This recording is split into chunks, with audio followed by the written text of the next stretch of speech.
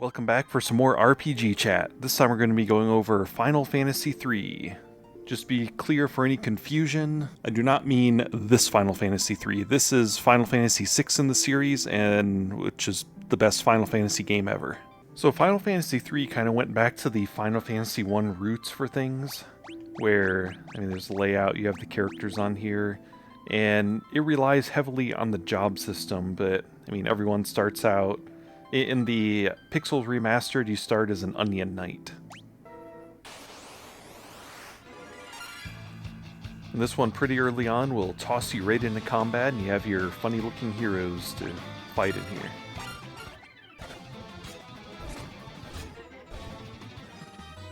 So this brought back the whole experience and level system instead of doing leveling based on which items that you have equipped.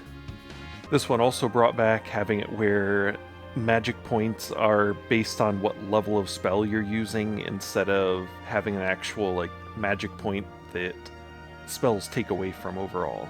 And then it added, there's that job level you see in the top right corner of each thing, so each one of them, as you level up, you also get the job levels. They look so happy when they go up levels and get a job level increase. Hubert. And when you get to the end of the tutorial here, you actually get new jobs that you can teach each person. So you start off with Onion Knight, you can choose Warrior, Monk, White Mage, Red Mage, Black Mage.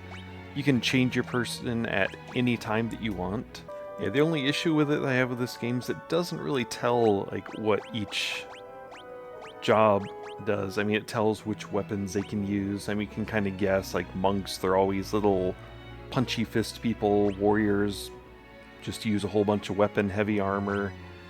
Onion Knights doesn't really do much, but they can use pretty much anything warriors can use. Black Mages do black magic. Red Mage can do both types. White Mage uses white magic.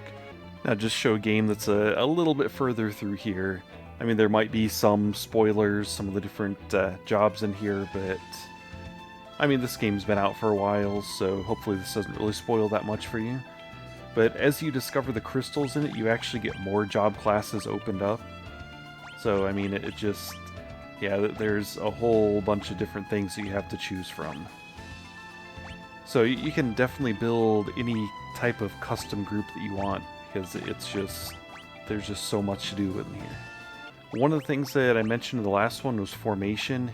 You can adjust the formation individually on here as needed.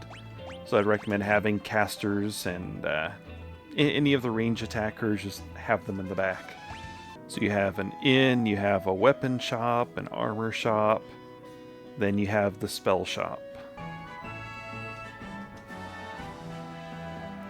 Kind of like in Final Fantasy II, they actually have the same magic shop, you can get the same spells. In this one, you buy the spell, and then you just learn the spell per person that you want to teach it to. Then once again, another thing that's a little bit of a spoiler, but instead of just having all of these continents up here, they also have it, you can go underwater.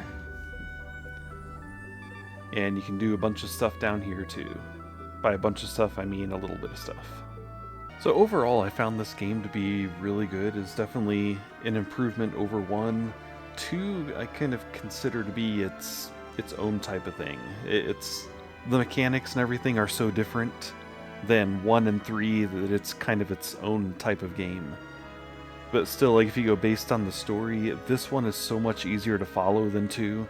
They don't do any of that thing where they just say, you need to go to blah blah blah, and blah blah blah could be a person, it could be a city, it could be an animal, who knows what. This one is really easy to follow the story. But the criticism I have of it, there are 2 things, and I can show them all right here. One of them has to do with the job skills, where there are certain things that only certain job skills can do, and you don't even have to be high levels, you can just be a level 1 for it. So it doesn't explain that you have certain ones that can do things like unlock doors. But the biggest criticism of this game is this type of room everywhere. If you play the game, you'll understand it. So go through any dungeon, any cave, anything like that, and you will just find a room about that size that is just completely empty. And they're just all over in this game. It's like they couldn't even put one treasure chest with like an eye drop or something in it. They just have to have completely empty room. So I mean, really, if that's the only criticism I have about the game, then it's not that bad. So the story is pretty good on it. It's really easy to follow. You can kind of easily figure out exactly where you need to go for everything. There's not really anything that holds you up.